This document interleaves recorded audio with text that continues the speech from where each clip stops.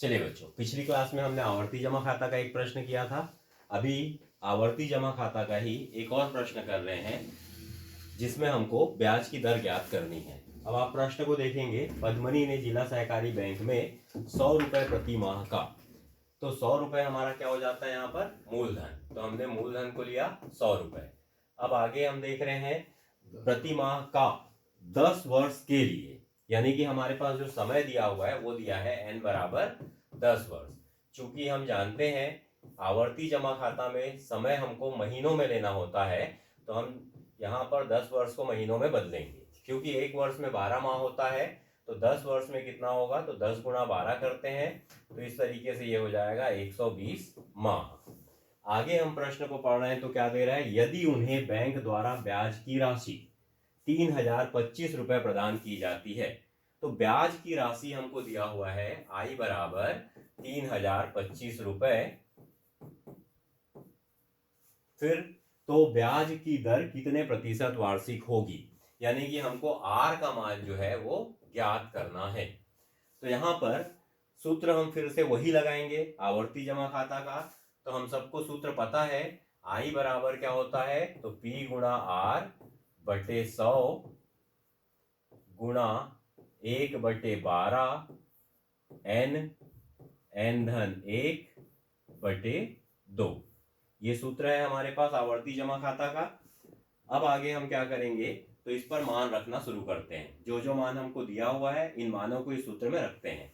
तो आई का मान हमको मालूम है 3025 रुपए है, ये ब्याज की राशि है, बराबर पी यानी मूलधन हमको दिया हुआ है 100 रुपए, आर दर है जो हमको ज्ञात करना है, तो उसको हम आर ही लिखेंगे, बटे 100 गुणा 1/12, कोष्टक में n की जगह पे हम क्या लिखते हैं 120 गुणा n धन 1, मतलब 120 धन 1/2। अब इसको हम हल करते हैं। तो हल जब करेंगे तो यहां पर देखें 3025 बराबर, हल करने हैं हमको, तो यहां से देखें इसको हम लोग पहले सरल करके वहां पर लिख देते हैं। तो ये 100 गुणा आर बटे 100, तो यहां पर मैं लिख देता हूं 100 गुणा आर बटे 100 गुणा, यहां से हम देख रहे हैं 1/12, तो उसको भी मैं वैसे ही लिख देता हूं 1/12 गुणा, ये देख रहे हैं हम लोग 120 है, तो इस 120 को मैं लिखा।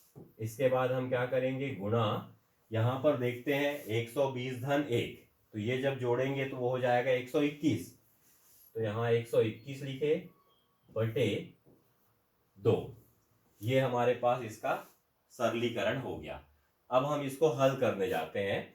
तो हल जब करेंगे तो यहाँ से देख रहे हैं ये 100 और 100 कट जाएगा, ये हम 12 से इसको काटते हैं, तो 12 1 कम 12, 12 शून्यम शून्य, इसको फिर हम काट देते हैं 2 से, 2 पंचे 10।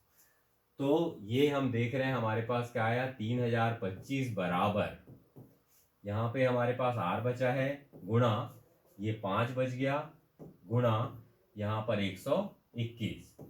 अब हमको आर का मान निकालना है, तो आर का मान निकालने के लिए हम क्या करेंगे, तो आर बराबर 3025,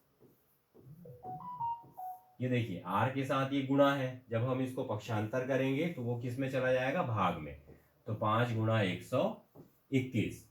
अब इसको हम 5 से काट देते हैं, तो 5 6 का 30, यहाँ पर 2 है वो भाग नहीं जाएगा, तो 0, फिर ये हुआ 25, 5 पंचे ये हो गया 25। फिर आप इसको काटते हैं तो 121 में 5 बार जब हम गुणा करते हैं तो ये आ जाता है 605, तो ये होगा आपका 5%। तो इस तरीके से हमने दर जो ज्ञात करना था वो इस प्रश्न में आ जाता है 5%।